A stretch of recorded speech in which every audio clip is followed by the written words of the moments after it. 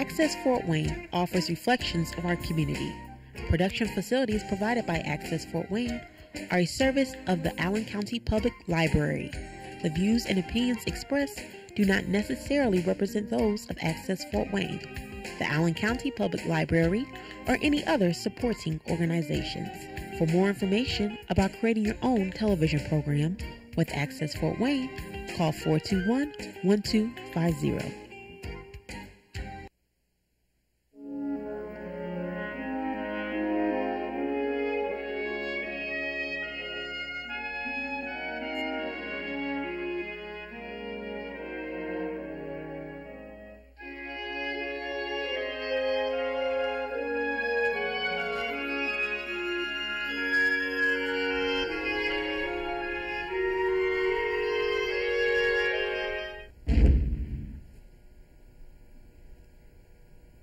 Hello and welcome to the American Veteran. I'm Dale Parrish, your host. Our co-host is Carl Fowler, and sitting in with us today is Jack Hannigan. Our guest today is Matt Plum. Matt served in Iraq. He earned the CIB, the Combat Infantry Badge, 4 Army commendations, Presidential Unit Citation, Meritorious Service Medal, and many others. But most importantly, he was severely injured and received a Purple Heart. Welcome to the show, Matt. Thank you. Glad to have you. Jack, glad you joined us too. When did you join the service, Matt? And I was a junior in high school, and 1995 I decided I was going to enlist, and I went in the National Guard here in Fort Wayne, and decided to, I wanted to make a career out of it, so I went active duty. Mm-hmm. So, and then from there I graduated. I went to DeKalb High School my senior year. I graduated in 96, and I already had a year in the Army. So I went and hopped on a plane after I graduated. 8 days after I graduated, I was on a plane to Fort Benning, Georgia. So that's where you took basic then? Yes. Yeah. I went all the way through. I ended up breaking my leg in about my 8th week, and from there I just had nothing but problems with my legs. Uh-huh.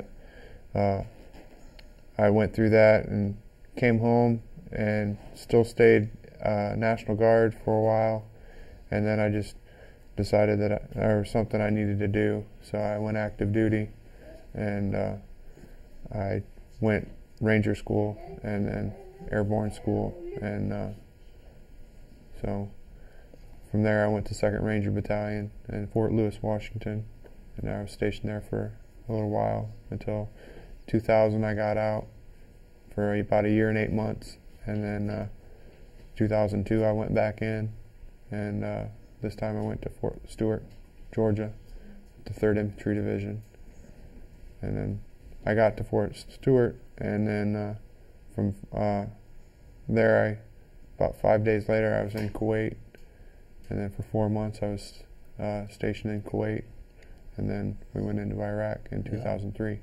Was Kuwait the stopping off point for everybody that was going into Iraq? Yes, we would fly in to Doha, and from Doha they would section you out to each cabal, and a cabal is, they call it a compound, and pretty much we would go to camps, and we were in Camp Pennsylvania.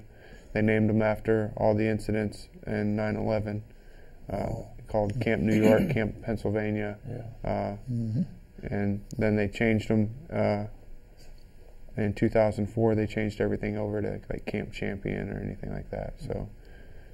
What year was you there? 2003. 2003. Just 2 years after it was started. Pretty much what happened was we were doing training exercises, and they kept saying the only way home is through Baghdad, and our first sergeant kept telling us that, and after every formation he's like, the only way home is through Baghdad. So which meant you had a big fight ahead of you, right? So, and they kept the news media kept coming over, and the time I knew that we were getting ready to go into Iraq is when we were overpopulated in one of the camps. There's only 2 hubs of phone lines and computer lines, internet service, and each hub has 800 people that can be on that hub. We had 7,800 people in the camp. Gee, yeah. So waiting line for the phone was 4 hours.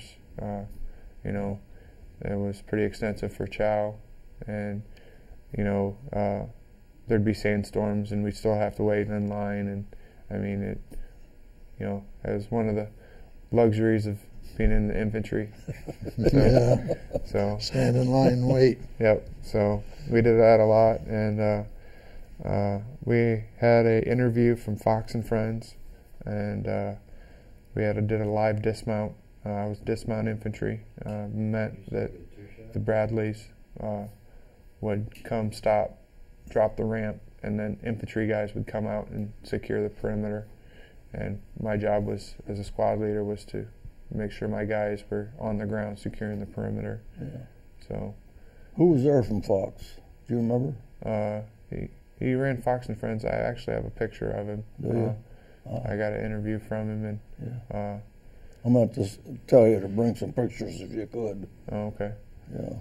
So yeah, we did that, and then Associated Press was tried to embed with us while we were doing some of our training exercises and stuff. Our sergeant major, who was a Vietnam veteran and Gulf War I veteran and Somalia veteran, he was our sergeant major of our battalion, and he decided that we weren't ready for any type of urban warfare training, so he decided to buy a bunch of buildings, and we put a little village together, and we went through, and for about 15 days non-stop every day we'd be on it for 3 hours, and then off an hour, and then on 3 hours.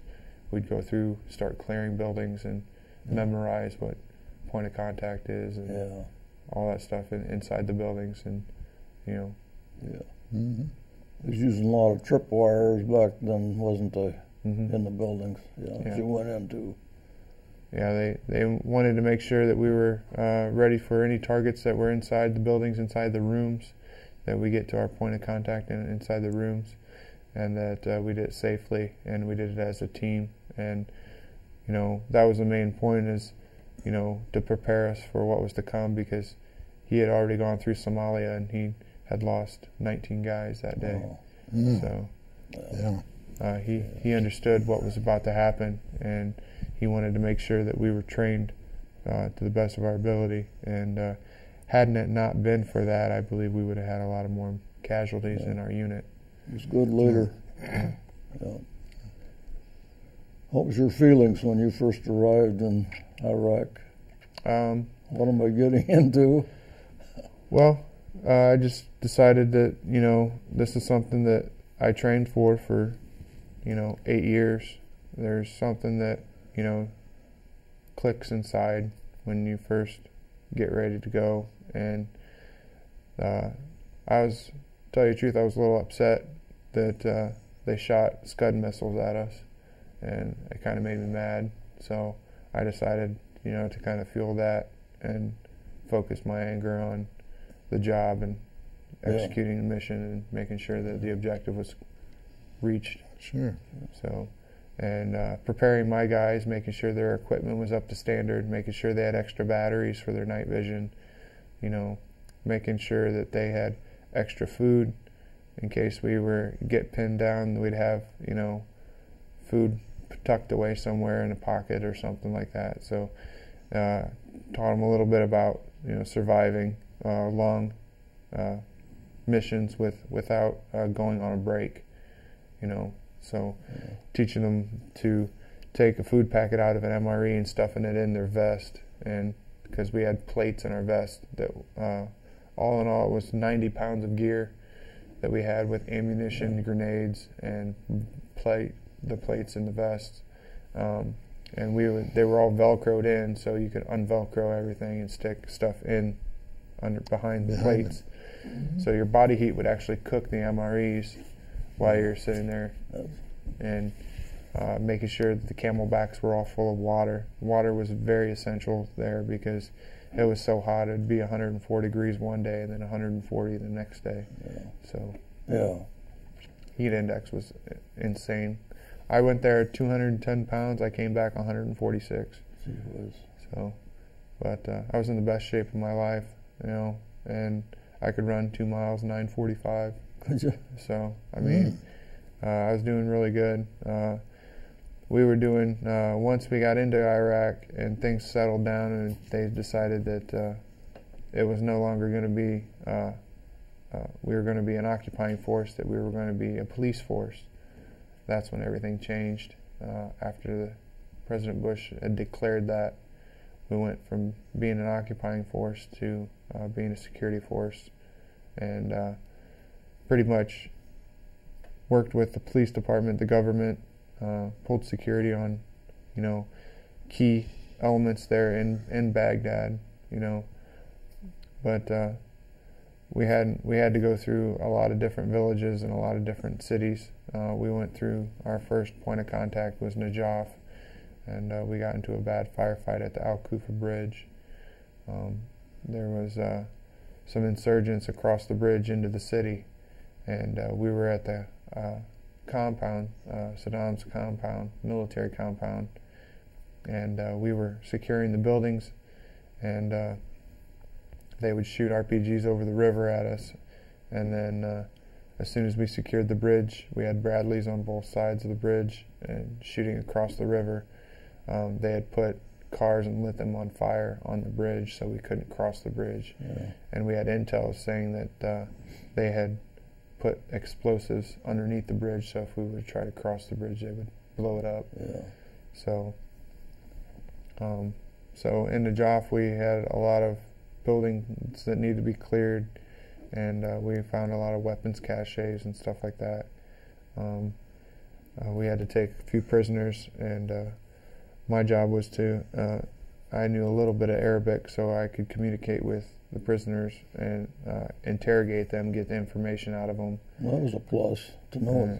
And so I'd ask them bits and pieces, and ask them if they were a Jundi, which means a soldier, and I'd ask them if they had any weapons or knew of any weapons that were close by. And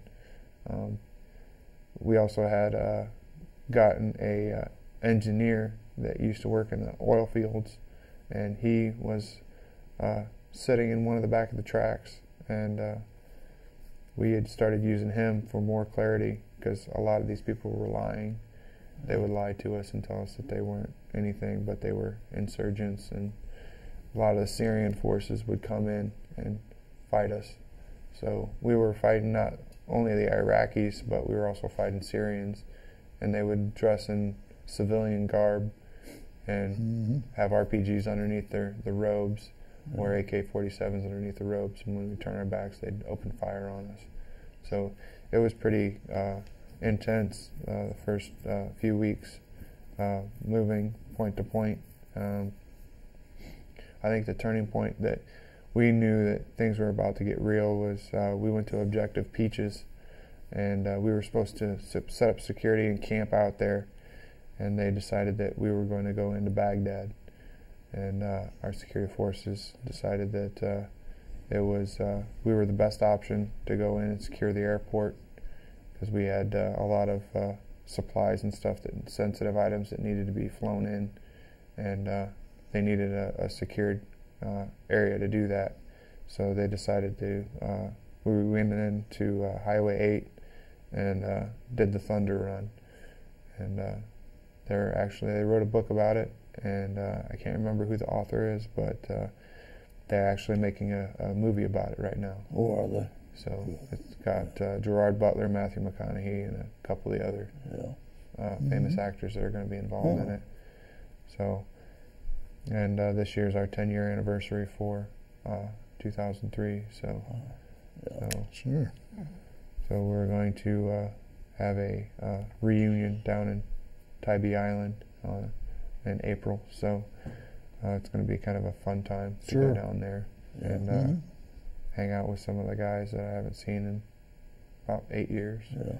So, but yeah, we had gotten our point of contact, and Objective Peaches told us that we were getting attached to Special Forces and Navy SEAL teams because of our Bradleys were equipped to go through and maneuver through the cities a lot easier than the Abram tanks were, and we had smaller capabilities to secure buildings and blocks with the 35 millimeter gun on the Bradley and a coax, and so we would do that, and then the ramps would drop, and then we would start clearing the buildings next to the Bradleys, and we would clear the whole block.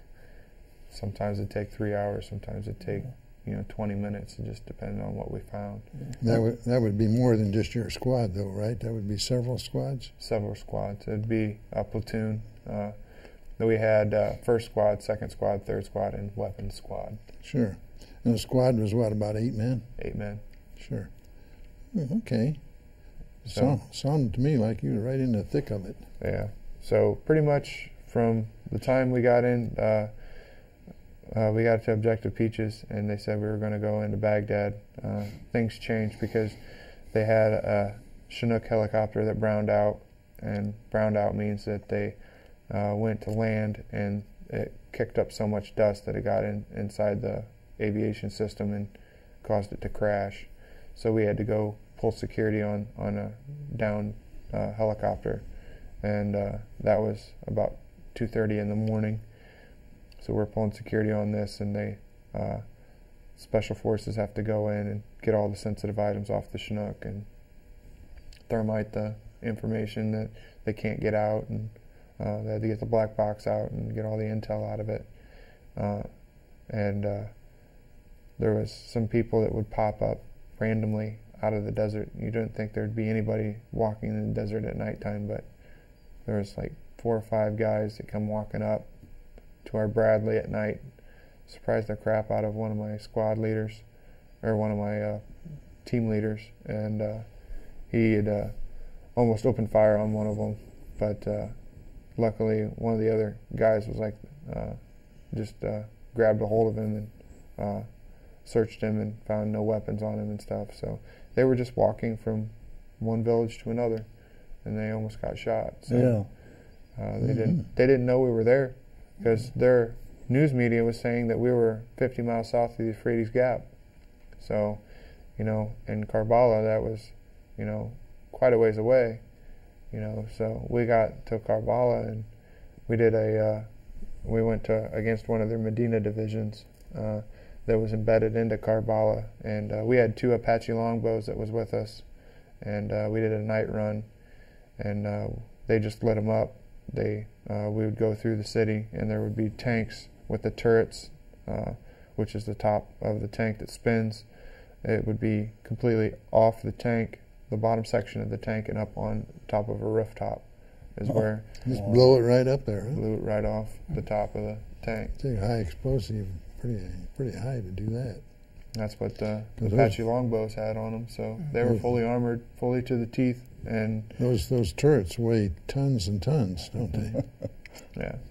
Man. So we had that, and then we had warthogs that were with us, and those warthogs were just amazing. They would definitely come in, and they could come in at a certain degree, stop, shoot the minigun, and then take off, and it was just amazing to see all that equipment just working together hand in hand. And when we first got the initial point, we were right out around the bridge and near Karbala, and we just gotten through a rock quarry, and we had set up camp in the rock quarry and dig fighting positions. That was just like picking rocks with a toothpick. Didn't really go very well. You don't dig in a rock quarry. Yeah. So Find a hole if it's already there. we started moving some rocks around just to kind of put them in place, and we had shifts of hour on, hour off. So we'd have guys that were pulling security and stuff, night guard, fire watch. So we did that, and then about 3:30 in the morning, we all got woke up and told that we were getting ready to go into Baghdad, and that be prepared for a 66% casualty rate. Gee. So we got in the Bradleys, and we started taking off, and the radio chatter was just insane, and we were pretty much to spearhead the front of the movement into Baghdad on Highway 8, and it seemed like lasted forever, but it only lasted a few hours of moving all the Bradleys and the tanks and the Abram tanks through Highway 8 to the airport.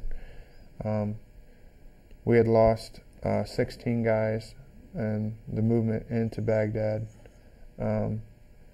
We had lost 4 from the movement from Najaf to Karbala, and that was clearing buildings and doing the warfare training and stuff that we had done prior, and teaching us all about what to do in time of a casualty or anything like that. But we had started moving in on Highway 8, and we were the 4th track vehicle on the highway, and we were pretty much driving with traffic, and people were just staring at us. Like, we would look out the firing ports, and we could see the cars going by, and people would just be staring at us in shock because they didn't know that we were there. According to them, we were still 50 miles south of the Euphrates Gap. Yeah. So, and a firefight, we got in a bad firefight. I lost one of my friends, Sergeant Booker. He got hit with an RPG to the face, and he was supposed to be clamshelled inside his turret, but he was standing on the top of the pad, and there's a seat that you can stand on, and you can adjust it, and he was standing on the pad with the turret open. So, and he got hit probably halfway into it, so we had to stop. The 113s the medic tracks had to go and get his body, and they had to throw somebody else in the gunner position, because the gunner then had to become the tank commander. So we had pretty much another casualty was Private Sunday. He was a driver for one of the Bradleys, 2-4, and what happened was RPG-9 armor-piercing RPG went into the side of the Bradley, hit the NBC bottle, and exploded. He got shrapnel all down his legs, and so he couldn't see anything. He thought the track was on fire, and he tried getting out, and then the turret, one of the hatches clamshelled, and when it landed on top of his femur, it snapped his femur in half. So then when he jumped out, he landed on the ground. His leg buckled because it was already broken. Yeah. So one of my guys had to jump out of the back of the Bradley through the troop door, run around, grab him, pull him back in, and then he had to go back behind the Bradley. This is during the firefight. He had to go take all of his gear off, run back around the front of the Bradley, climb up on top of the Bradley, and then wiggle himself into the driver's hatch, because the driver's hatch had clamshelled, so he only had enough room to get his body in there. Yeah. So, and we had all thought that he should have gotten a Silver Star for that, but that isn't how it happened, so it's not how it all worked out. So there's a lot of things that happened during the war, that during the first initial movement into Iraq, that a lot of lower enlisted personnel did a lot of amazing things, and some of the higher personnel felt as though they deserved it more than the lower enlisted did. So, well, that's a standard story, I think, throughout history. Yeah. But it sounded like you guys spearheaded the drive in there. Yeah. And caught quite a bit of the flack for it. Yeah. We had to go over concrete median to get to the airport. I remember driving in the back of the Bradley, and the Bradley went up so high, and I thought, oh my God, we're going to flip this thing. And they went over this concrete median, and it was probably a 4-foot median that they drove over the top of, and that the Iraqis tried to blockade everything. And all our Bradleys and tanks just drove right over it. And then we got to the airport, secured the airport, and we secured the airport and started getting. We had captured a general on Highway 8. He was a supply general, so we had started interrogating him in the back of the Bradley. We zip tied his hands together, and we'd gotten to the airport and started. We secured the perimeter, and then we got out and tried to get off all the brass that was stuck in the Bradleys and on the tops of the tanks and stuff. We got him, and my command general was there, and General Plum. He wanted to get information out of him, so we started interrogating the prisoner, and then they had set up a prisoners of war collection site, so we had to go there and take him over there. And later we had found out that he was a general that was part of the supply lines, so we had captured a pretty high important person, sure. Yeah. So good for you guys. So that went really well, and then one of my guys, Sergeant Smith, he was a platoon sergeant. He was in charge of we had left because we had to go back out and reload all of our. We had to re-ammo and get everything cleaned up and figured out on what we needed for ammo. We had to go back to a supply line, so we had to go south out of Iraq, or out of Baghdad, about 19 clicks, so we could up armor and upload all the spent ammunition and everything. So we left, and they had to secure the perimeter, and that's when he got killed. He was a Medal of Honor recipient because he got on top of a 113 and started shooting a 50 cal. Yeah. Got shot 19 times before they ended up killing him. So he's a stubborn SOB, and he was a guy who trained his soldiers, and one of those guys that you're just honored to know, and made sure he was tough, but he was fair, and it was pretty intense to lose some of these higher up friends of mine, and but we had a job to do, we had a mission, and that was one of the things that we focused on. Even though there'd be casualties and people get hurt, it was one of those things where we had to pretty much suck it up and drive on. Yeah. Well, they knew what it was all about, I think, higher ups, and if it took a little sacrifice, I think maybe they sort of weighed the odds and did what was necessary. And like I say, they're the true heroes. Yeah.